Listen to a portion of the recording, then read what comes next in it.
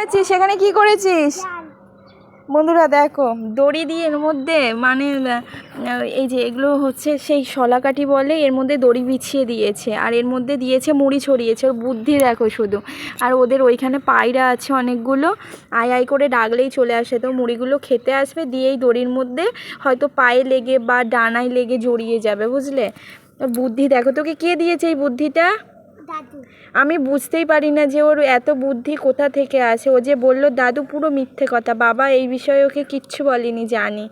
তো দেখো তোমরাও যদি কোনো পাখি ধরতে চাও এইভাবে অঙ্কিতের মতো তোমরা ফাঁদ পেতো, তোমরাও দেখবে ফল পাবে। তো চলো টাটা করে দাও বন্ধুদের, ভালো করে করো, টাটা করো। কি হলো? নাও টাটা করে দাও।